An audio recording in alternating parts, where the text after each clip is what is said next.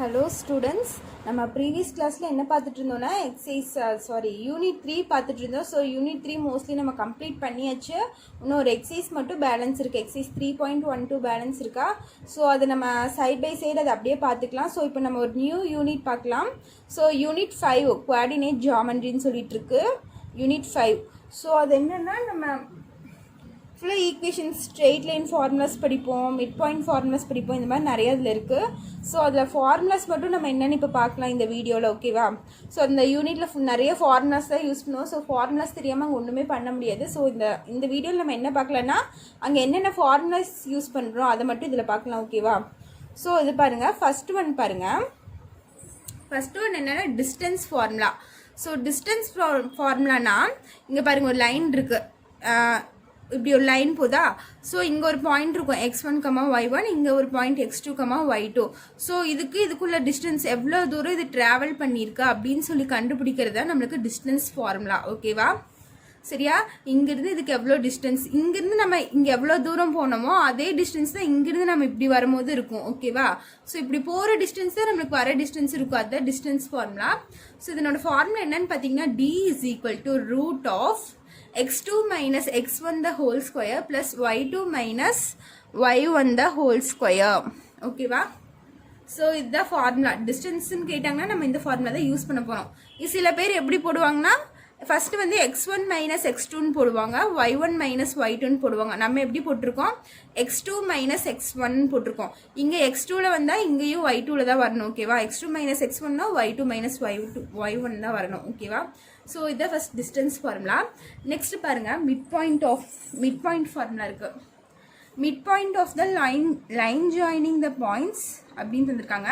x1, y1 and x2, y2ன்னு இருக்கு. So mid பாயிண்ட்னா என்ன, இப்படி ஒரு லைன் இருக்குன்னு வச்சுக்கோங்களேன். இங்கே ஒரு லைன் இருக்குது. இதனோட பாயிண்ட் என்னென்னா x1, y1. இதனோட பாயிண்ட் என்னென்னா x2, y2ன்னு வச்சுக்கோங்க. இந்த ரெண்டு பாயிண்ட் இருக்குது. நம்ம என்ன பண்ணணும், இங்கே சென்டரில் இருக்க பாயிண்ட் கண்டுபிடிக்கணும், மிட் பாயிண்ட் கண்டுபிடிக்கணும். இதுக்கும் நடுவில் இருக்க பாயிண்ட் இது கண்டுபிடிக்கணும். சரியா?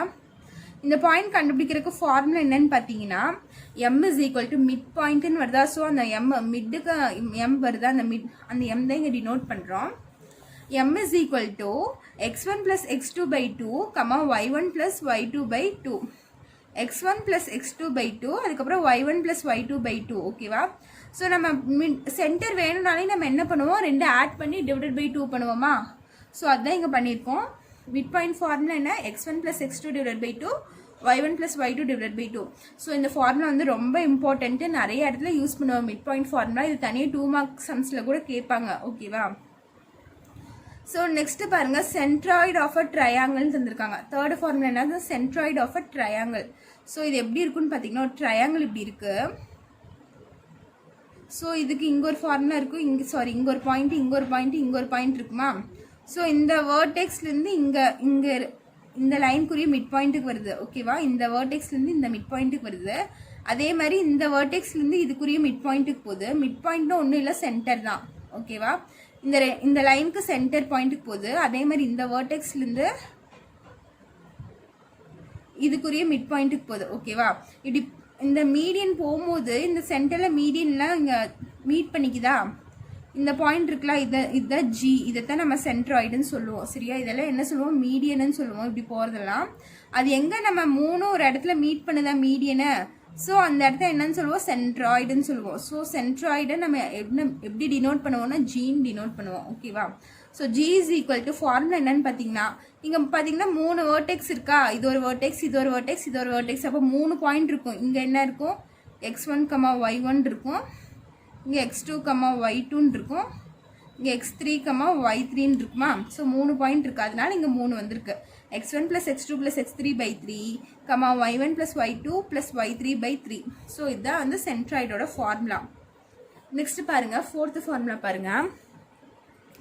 A line divide internally in the ratio m:n the points x1, y1 and x2, y2. Formula தந்திருக்காங்க. p = m x2 plus n x1 divided by m plus n, m y2 plus n y1 divided by m plus n தந்திருக்காங்க. So ஒரு line இப்படி ஒரு line இருக்குன்னா வச்சுக்கோங்களேன், அது எப்படி, அது டிவைட் இன்டர்னலி உள்ளே வந்து டிவைட் ஆகுதுன்னு சொல்கிறாங்க. அப்போ இங்கேருந்து ஒரு இப்படி இந்த லைனை வந்து நான் ரெண்டாக டிவைட் பண்ணியிருக்கேன். ஸோ இதுலேருந்து இது வரைக்கும் ஒரு பார்ட்டு, இதுலேருந்து இது வரைக்கும் ஒரு பார்ட்டு. ஸோ இந்த லைனை நான் என்ன பண்ணியிருக்கேன், ரெண்டாக டிவைட் பண்ணியிருக்கேன்.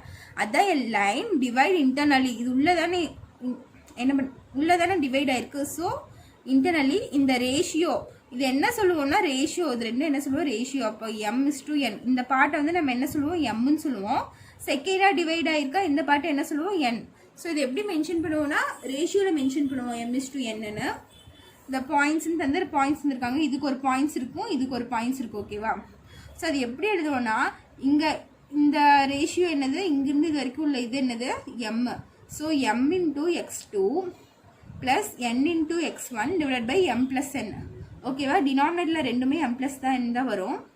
இங்கே என்ன ஆகும், m × x2 + n × x1 வரும், கமா இங்கே என்ன வரும், m × y2 + n × y1 வரும். ஸோ இது என்னது, டிவைட் இன்டர்னலி. லைன் டிவைட் இன்டர்னலின்னு சொல்லிட்டு வந்த இந்த formula p = m × x2 + n × x1. இங்கே பார்த்தீங்கன்னா எம்மும் மேலேயும் mn வரும், கீழே m + n வரும். அதே மாதிரி இங்கேயும் பார்த்தீங்கன்னா மேலேயும் mn வரும், கீழே m + n வரும். என்ன கூட சேர்த்திப்போம்னா ஃபஸ்ட்டு x2 x1 சேர்த்திப்போம், இங்கே y2 y1 சேர்த்திப்போம். ஓகேவா? அதுதான் நெக்ஸ்ட் ஃபார்முலா பாருங்கள். a line divide externally in the ratio m/n the points are தந்திருக்காங்க. ஸோ இது வந்து முன்னாடி பார்த்தது என்ன, இன்டர்னலின்னு பார்த்தோம். இன்டர்னலாக உள்ள கட்டாச்சுன்னா என்ன ஃபார்முலான்னு பார்த்தோம். இதே எக்ஸ்டர்னலாக கட்டாச்சுன்னா என்ன ஃபார்முலானா இங்கே மைனஸ் மட்டும் நம்மளுக்கு வரும். ஓகேவா? அதே ஃபார்முலா தான், எதுவுமே மிஸ் இல்லை. இந்த இடத்துல நம்ம என்ன பண்ணுவோம், ப்ளஸுக்கு பதிலாக மைனஸ், இங்கேயும் மைனஸ் வரும், அவ்வளோதான் டிஃப்ரெண்ட்டு. ப்ரீவியஸாக பார்த்த ஃபார்முலா அதே ஃபார்முலா தான், சைன் மட்டும் நடுவில் சேஞ்ச் ஆகும். ஓகேவா? ஸோ புரிஞ்சுதா? நெக்ஸ்ட் 6th ஃபார்முலா பாருங்கள். ஏரியா ஆஃப் ட்ரையாங்கிள் தந்து 3 வெர்டெக்ஸ் தந்திருக்காங்க, 3 பாயிண்ட்ஸ் தந்திருக்காங்க. ஸோ ஏரியா ஆஃப் ட்ரையாங்கிளில் நம்ம சின்ன கிளாஸ்லேயே படித்தது என்ன, ஏரியா ஆஃப் ட்ரையாங்கிள் ஃபார்முலா என்னன்னு பார்த்தீங்கன்னா ½ × பேஸ் × h ஹைட்டுன்னு படிச்சிருப்போமா. ஸோ அது வந்து அவங்க ஹைட்டு பேஸ்லாம் தந்திருந்தாங்கன்னா நம்ம அப்படி போடுவோம். ஆனால் இங்கே பார்த்தீங்கன்னா நம்மளுக்கு பாயிண்ட்டாக தந்திருக்காங்க, x1, y1, x2, y2, x3, y3ன்னு பாயிண்ட்டாக இருக்கா. ஸோ இந்த மாதிரி பாயிண்ட்ஸ் தந்திருந்தாங்கன்னா ஃபார்முலா என்னன்னு பார்த்தீங்கன்னா 1/2 x1 y2 + x2 y3 + x3 y1, இது ஒரு bracket minus x2 y1 + x3 y2 + x1 y3. So இந்த ரெண்டுக்கும் காமனாக 1/2 தனியாக வெளியே இருக்குது. ஓகேவா? அதுதான் மீனிங்கம். ஸோ இந்த ஃபார்முலா பார்த்தீங்கன்னா ரொம்ப பெருசாக இருக்குது. இது எப்படி ஞாபகம் வச்சுக்கலான்னா ஃபஸ்ட்டு இது எடுத்துக்கோங்க. இங்கே பார்த்தீங்கன்னா x1 x2 x3 லைனாக வந்துடும். இந்த இதில் வந்து x1 x2 x3 லைனாக வந்துடும். அதே மாதிரி செகண்ட் பார்ட்டில் எடுத்துட்டிங்கன்னா y1 y2 y3 லைனாக வரும். ஃபஸ்ட் இதில் வந்து x1 x2 x3 லைனாக வரும். செகண்ட் பார்ட்டில் வந்து y1 y2 y3 லைனாக வரும். ஓகேவா? இது ரெண்டும் ஞாபகம் வச்சுக்கோங்க. தென் பாருங்கள், இங்கே x1 இருக்கா. ஸோ இந்த இடத்துல நம்ம என்ன பண்ணுவோம்னா y2 போடுவோம். x1 வந்துருச்சு. ஸோ y2க்கு அப்புறம் என்ன வரும், y3. அதுக்கப்புறம் 3க்கு அப்புறம் நம்ம மறுபடியும் y1ன்னு போட்டுக்கோம். ட்ரையாங்கிள்னால் நம்மளுக்கு இப்படி தானே இருக்கும். இதான் ட்ரையாங்கிள். இப்படி வந்துச்சுன்னா மறுபடியும் இப்படி போகும், மறுபடியும் இப்படி வருமா, மறுபடியும் இங்கே தானே மீட் ஆகும். ஸோ நம்ம என்ன போட்டுக்கலாம், இந்த இடத்துல y1 போட்டுக்கலாம். ஓகேவா? அதே மாதிரி இங்கே பாருங்கள் x2ன்னு இருக்கா. ஸோ இங்கே 2ன்னு தான் நம்ம என்ன பண்ணணும், 1 போட்டுக்கணும். ஓகேவா? இங்கே 1 இருந்தால் 2 போடுறோம். அதே மாதிரி இங்கே 2 இருந்தால் 1 போடணும். அப்போது இங்கே y1 y2 y3 இருக்கா. ஸோ இங்கே 1 இருந்தால் இங்கே எக்ஸுக்கு 2 போடுறோம். அப்போ x2 x3 x1 கடைசியாக தான் x1 வருது பாருங்கள். புரிஞ்சுதா? இது பாருங்கள், ஃபஸ்ட் x1 x2 x3 வந்துருச்சு. அதே மாதிரி இங்கே y1 y2 y3 வந்துருச்சு. இங்கே பார்த்தீங்கன்னா இங்கே x1 இருக்கா. ஸோ இந்த இடத்துல என்ன பண்ணணும், ஃபஸ்ட் நம்ம y2 போடணும். 1 இருந்துச்சுன்னா பக்கத்தில் 2 வரணும்னு ஞாபகம் வச்சுக்கோங்க. y2 y3 மறுபடியும் நம்ம 1K போகிறோம், 3 வெர்டிசஸ் இருக்கனால. அதே மாதிரி இங்கே ஆல்ரெடி y1 y2 y3 3 போட்டாச்சு. ஸோ இங்கே 1 இருக்கனால பக்கத்தில் என்ன இருக்குன்னு சொல்லியிருக்கேன், 2 இருக்குன்னு சொல்லியிருக்கேன். அப்போ இந்த இடத்துல x2 x3 வரும், மறுபடியும் இங்கே என்ன வரும், x1 வரும். ஓகேவா? ஸோ இது 6th ஃபார்முலா. நெக்ஸ்ட் பாருங்கள். Area of triangle is 0 when the points are collinear அப்படின்னு தந்திருக்காங்க. ஸோ கொலினியர் பாயிண்ட்ஸ்னால் என்னன்னு பாருங்கள். ஒரு லைனில் இப்படி 3 பாயிண்ட்ஸ் வருது. நம்ம பாயிண்ட் வச்சு தான் லைன் போடணும். ஸோ இந்த மாதிரி ஒரு லைனில் 3 பாயிண்ட்ஸ் மீட் பண்ணிச்சுன்னா இது வந்து கொலினியர். ஓகேவா? அது வந்து ஏரியானா நம்ம என்ன சொல்லுவோம், ட்ரையாங்கிள் இப்படி இருக்குன்னா என்னோட ஏரியா கேட்டாங்கன்னா இதுதானே நம்ம ஏரியான்னு சொல்லுவோம். இதை தானே நம்ம கண்டுபிடிப்போம். ஓகேவா? இப்போ கொலினியர்னா இதுதான். இதுக்கு நம்ம ஏரியா இது கண்டுபிடிக்க முடியுமா? ஏரியானா ஒரு க்ளோஸ்டு சர்ஃபேஸ் இருக்கணும், க்ளோஸ்டு பாத் இருக்கணும். ஒரு ட்ரையாங்கிளில் நம்ம க்ளோஸ்டாக இருக்குது, அதனால நம்ம ஏரியா கண்டுபிடிப்போம். ஆனால் இதில் பாருங்கள் ஒரு ஸ்ட்ரெயிட் லைன் தான் இருக்குது. ஸோ இதில் ஏரியா கண்டுபிடிக்க முடியாது நம்மளால். So area of triangle is 0 when the points are collinear. கொலினியர்னா ஸ்ட்ரெயிட் லைனில் இருக்கணும் பாயிண்ட்ஸ். இது பார்த்தீங்கன்னா 3 பாயிண்ட் இருக்குது, தள்ளி தள்ளி வேறு வேறு பக்கமாக இருக்கும், ஸ்ட்ரெயிட் லைனில் இல்லை. So area of triangle is 0. எப்போ கொலினியராக இருந்துச்சுன்னா ஏரியா ஆஃப் ட்ரையாங்கிள் நம்மளுக்கு 0ன்னு வரும். ஓகேவா? நெக்ஸ்ட் பாருங்கள் ஏரியா ஆஃப் குவாடிலேட்ரல். குவாடிலேட்ரலோட ஃபார்முலா என்னன்னு பார்த்தீங்கன்னா, குவாடிலேட்ரல்னா எப்படி பிஃபோர் இது இருக்குமா, சரியா? பிஃபோர் இது இருக்கும் க்ளோஸ்டாக. ட்ரையாங்கிள்லாம் 3 வெர்டெக்ஸ் இருக்கும், குவாடிலேட்ரல்னால் 4 இது இருக்கும். ஸோ 1/2. அதே மாதிரி தான் ஃபஸ்ட்டு பார்த்துக்கோங்க, ஏரியா ஆஃப் ட்ரையாங்கிளுக்கு சொன்ன மாதிரி தான் இந்த பார்ட் பாருங்கள், x1 x2 x3 x4 வந்துருச்சு. ஓகேவா? இது ஃபஸ்ட் பார்ட் முடிஞ்சு. செகண்ட் பார்ட் பாருங்கள், அது ஃபஸ்ட்டில் எக்ஸ் எடுத்தனால செகண்டில் என்ன எடுப்போம், ஒய் எடுப்போம். அப்போ y1 y2 y3 y4. ஓகேவா? இது ரெண்டும் கரெக்டாக இருக்கா? எனக்கு கிட்ட என்ன பண்ணணும், இங்கே 1 இருந்துச்சுன்னா இங்கே 2 சொல்லியிருக்கேனா. ஸோ x1 ஃபஸ்ட்டு 1 போட்டாச்சிங்க, ஸோ இங்கே 2 வரும். y2 y3 y4 கடைசியாக தான் எப்போவுமே 1 வரும். ஸோ கடைசியாக y1 போட்டுக்கோங்க. இங்கே 4 வேர்டெக்ஸ் இருக்குனால நம்ம அப்படி போட்டிருக்கோம். அதே மாதிரி இங்கே என்ன இருக்குது, y1 நம்ம ஆல்ரெடி போட்டாச்சு. ஸோ இங்கே 1 இருந்துச்சுன்னா நம்ம பக்கத்தில் என்ன பண்ணணும், 2 பண்ணணும். அப்போ x2 x3 x4 x1. ஓகேவா? இது வந்து ஏரியா ஆஃப் குவாடிலேட்ரலோட ஃபார்முலா. நெக்ஸ்ட் பாருங்கள் ஸ்லோப்பு. ஸ்லோப்னா என்னன்னு பாருங்கள். ஸ்லோப்னா என்னென்னா தமிழில் என்ன மீனிங் ஸ்லோப்புக்குன்னா சாய்வுன்னு சொல்லுவாங்க. தமிழில் என்னது சாய்வு, ஸ்லோப்னா சாய்வுன்னு அர்த்தம். ஓகேவா? ஸோ அது எப்படின்னா இங்கே பாருங்கள், இங்கே ஒரு லைன் இருக்குது, சரியா? இப்படி ஒரு லைன் இருக்குது, இங்கே இப்படி ஒரு லைன் நம்ம ட்ரா பண்ணுறோம். ஸோ இதுக்குள்ளே ஆங்கிள் என்ன, ஸ்லோப் கண்டுபிடிக்க சொல்லியிருக்காங்க. இதுக்குள்ளே ஆங்கிள் என்ன, அதுதான் தீட்டா.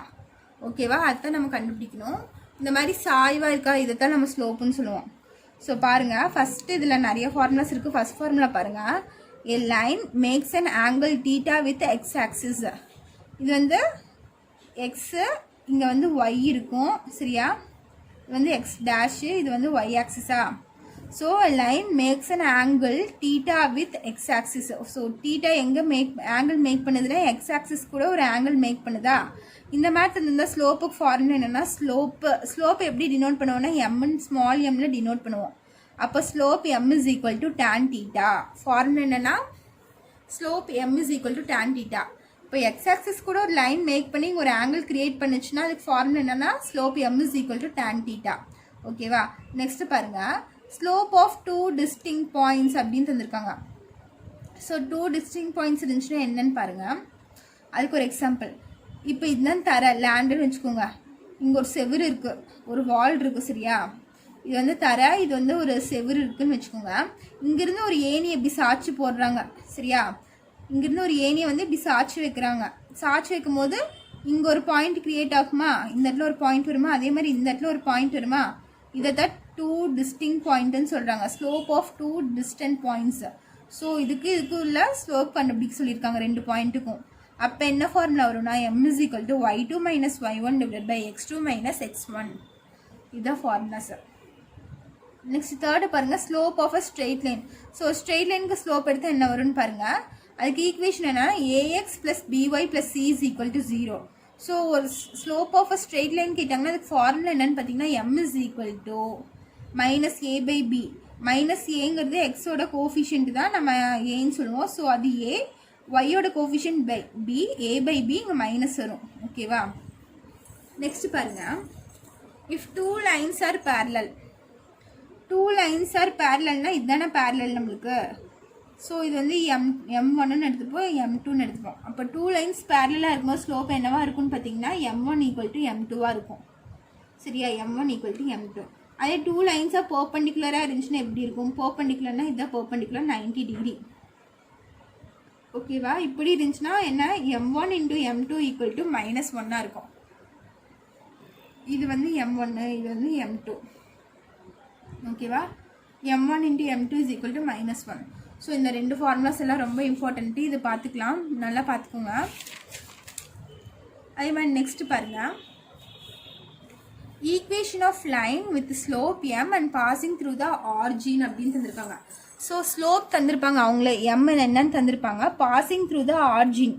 ஆரிஜினா நம்மளுக்கு எது கிராஃப் போடும்போது ஆரிஜின் போடுவோமா, இப்படி தானே இருக்கும் கிராஃப். இது எக்ஸு, இது ஒய், இது எக்ஸ் டேஷு, இது ஒய் டேஷ். ஆரிஜின்னா இந்த சென்டரா, இது என்ன சொல்லுவோம் 0,0ன்னு சொல்லுவோம்.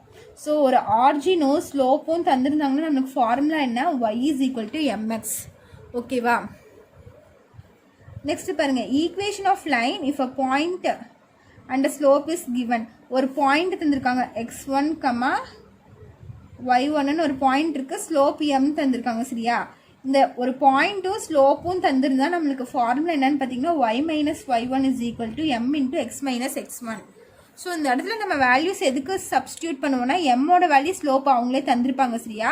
இந்த x1 y1ங்கிற வேல்யூ தந்திருப்பாங்க, x1 y1 வேல்யூக்கும் இதுக்கு சப்ஸ்டியூட் பண்ணிக்கலாம், x1க்கும் y1க்கும். பேலன்ஸ் பார்த்தீங்கன்னா இந்த xy நம்மளுக்கு அப்படியே தான் இருக்கும் சரியா.